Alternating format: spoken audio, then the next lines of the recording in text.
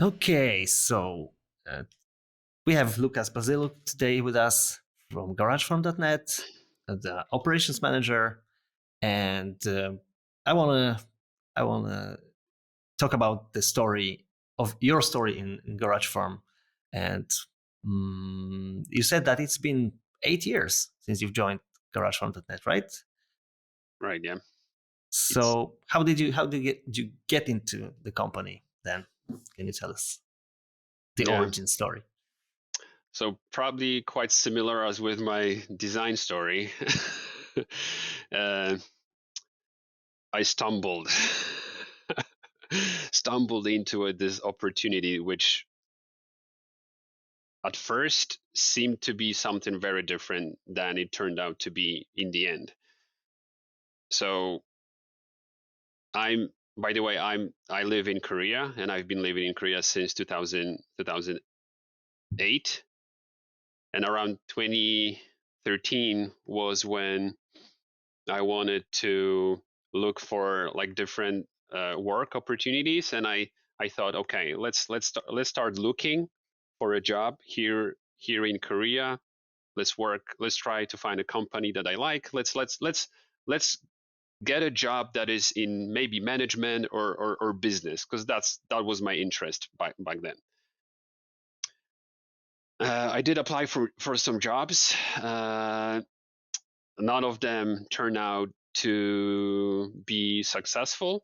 But then, funnily, funnily enough, on Facebook groups, there was a Facebook group for Polish people living in Korea, something like that, Poles in Korea, or something like that. And there was one, someone posted they're looking for a translator, looking Mhm. for a translator who knows Polish, English, Korean, three No, languages. very specific mix, probably a niche topic. Very, very niche, right? And listen, my Polish was good. Obviously, not the best, because I've lived abroad for many years, so and I don't really use Polish that much anymore. But anyway, English was good enough as well. I would consider that my primary language at that time, English. And Korean was pretty good as well, because I've lived up to that point. I've lived in Korea for five years. So I thought, okay, I've never ever done translation before, but I'll give it a shot. Let's see what that is. Maybe I can get some extra money from one translation gig. So I said yes, okay, I'm interested. Then I get this call, and that was Tomek, our founder, Garage Farm founder, and he said, okay, I need help with this type of documents for it was some kind of funding or a business loan when we still had office here in Korea, and he needed help with translation. So I said, okay, I'll help. So this is how it started.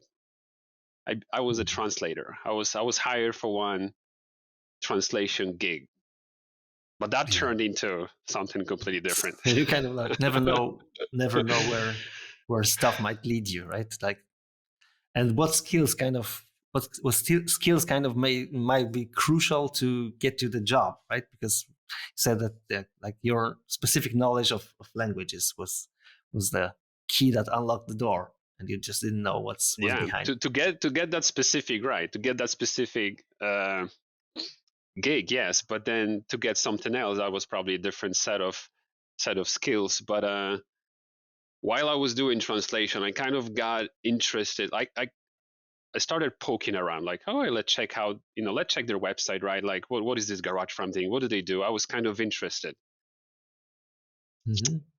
the types of And things they do, what they don't do, and I saw opportunity, like I saw like I could help with marketing, because I've seen, like, okay, this is what they're doing.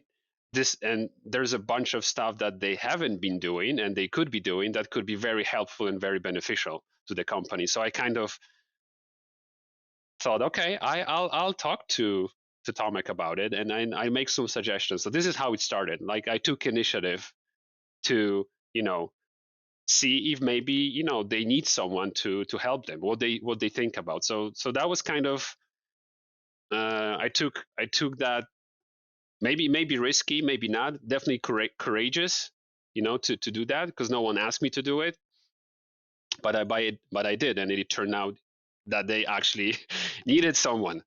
This was their Mhm. first hire, to first like marketing type of job hire in the company. They were actually looking or thinking about having someone to do marketing for them right around that time. Yeah, so you are kind of like the right person at the right time, and you jumped on the train. But you were Yeah. kind of like totally outside of 3D world, right? And Oh I yeah. would like to know how did that turn out for you? Like how did you get hooked into that Yeah, definitely working? painful. Let's start off with saying that it was painful. Yeah, because I didn't know anything about 3D, about that world. Nothing, literally nothing. So I had to get up to speed, and really, really, really quick. So I would spend time like reading and trying to learn everything I could, even though the knowledge wasn't required in the beginning, because it was more about the business and marketing, not like knowing the technical side of 3D or what 3D is. But I felt like I needed to know it. If I want to do my job properly, if I want to do it well, I need to know what our customers know, right? Or our potential customers know and do. So yeah, so I learned. So there was a lot of learning, a lot of reading, a lot of asking questions to anyone in the company and trying to grasp and understand. It was painful. It took time, but over time, from painful and hard, it got to the point where it was kind of okay. I get it. I understand it. And I actually like it. I'm interested. I want to learn more for myself, for my own interest, not because company needed it. So then I did some kind of like, I started learning for myself, basically, because I was interested and I wanted to learn more. I remember even picking up Blender and learning Blender, taking courses on the CG Cookie, right? CG Cookie, am I saying it? Yeah, CG CG cooking? Cookie. Yeah, yeah. Yeah, they had a bunch of tutorials, and I remember going through everything, like doing the basics, creating some projects, and then modeling some stuff for myself, just for myself, for the fun of it. And at that point, I actually got it. I understood it. Okay, so that's what's 3D. That's what it is. And you said that you joined in around 2009, right? Joined Or 2013. 13. Oh yeah, 13. But Yeah. this is like quite a long time in terms of this the 3D CGI industry. Like it seems like an age before today. For some people, definitely.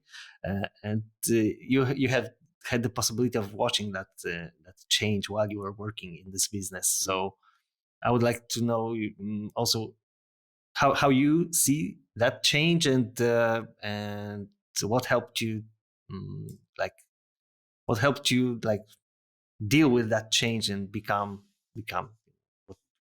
who you are today in the company, and this kind of thing. Hmm. Yeah. So it's kind of hard to say like how the industry was back then, because I wasn't part of the industry. So it's kind of hard for me to answer for someone who is kind of the outsider,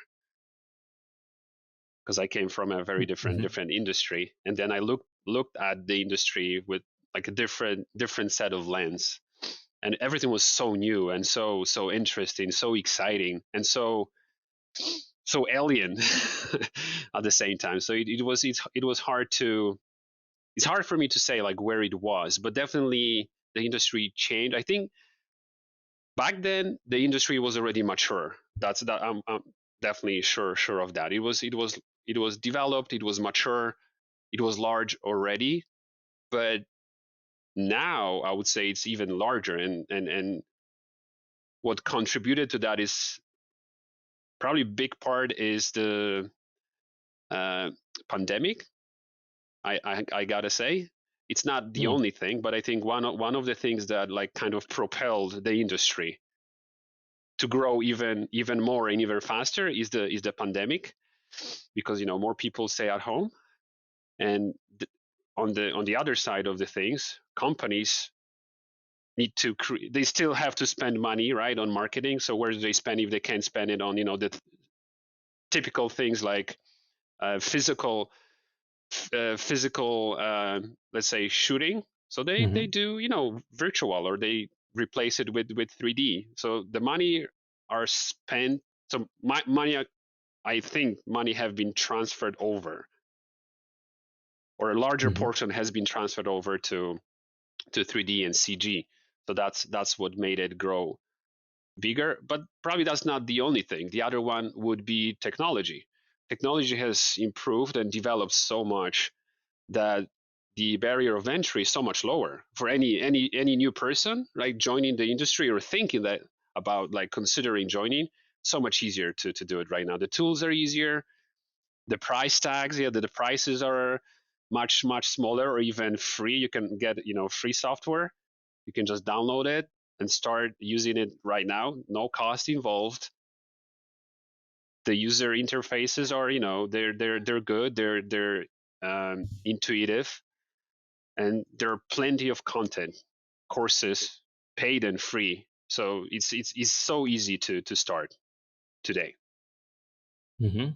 And that technological change that you mentioned is right now, uh, like most of the CGI industry is like looking into the emerging real-time rendering technology, and it's starting to compete with offline rendering a lot. In a lot of places, like people got excited about the Unreal Engine 5 and things happening like that. A lot of things. Though in one of our previous episodes, we had guests from Vivek Studio, which mentioned that for a bigger production of animation, they were really like sticking to the old, mature offline rendering technology because it was just not more reliable. But probably that might just be a question of time when real time might really challenge the offline rendering. And how do you see the impact of that on what is at Hmm. the heart of GarageFarm.net services? Yeah. So basically, we're doomed. No.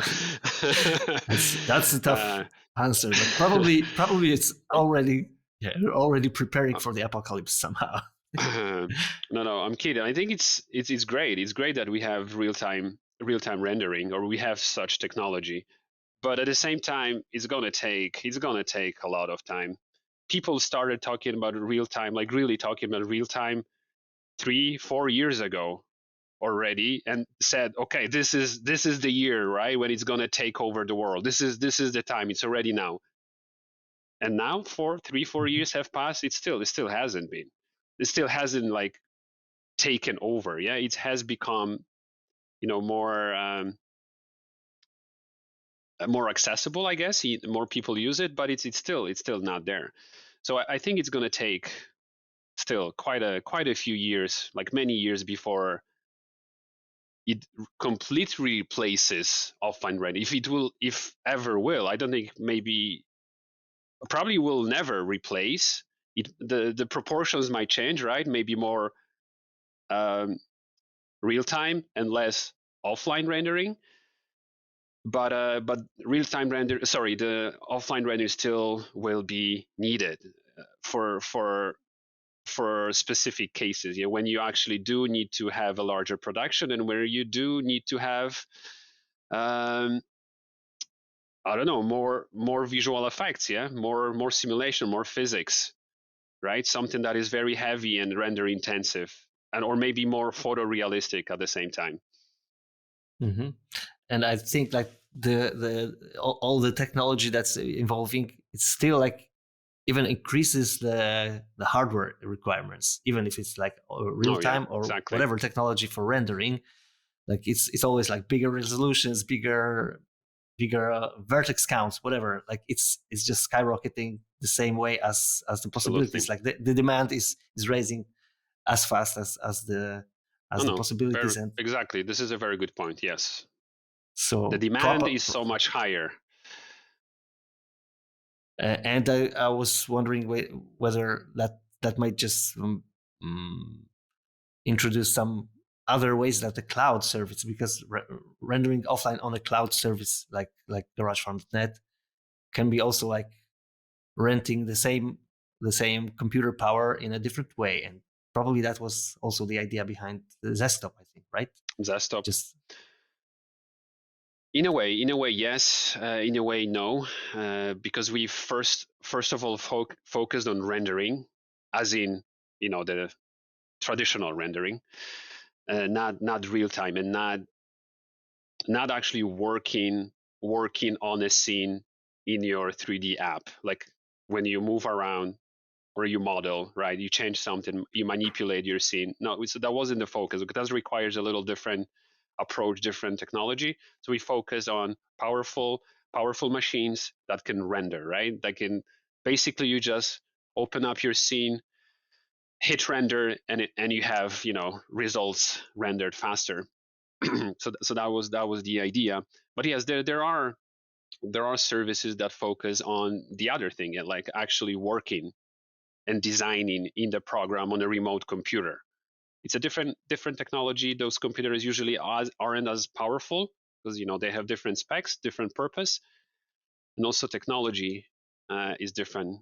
Technology where you connect to that remote computer, you don't want to have latency, right? You want this feedback. You want the like instant feedback when you move your mouse and so on. So yeah, there are services like that, but that wasn't our focus, and it isn't either.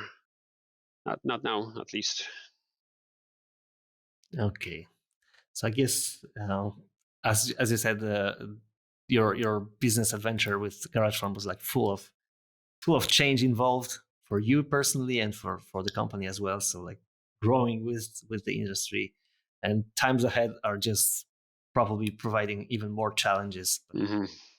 that's a fuel for growth, really, right? The challenges are also opportunities, I'd say. Uh, yeah, though I don't know what future will bring. I don't know if anyone knows, but maybe some people they're closer to the technological development, and maybe they do know what's coming. Maybe it's not mainstream yet, not well known yet. But definitely there's talk about blockchain, right? Like everybody's talking about blockchain. I mean, most of people, maybe not everybody. It's the talk of the hour these days, blockchain. So maybe there is something that's going to change soon enough with that technology, blockchain. Mm-hmm. So exciting times ahead, and at least we Mm. can be curious about what's coming, good or bad. Okay, I think we can pause right now. This was already an extensive part.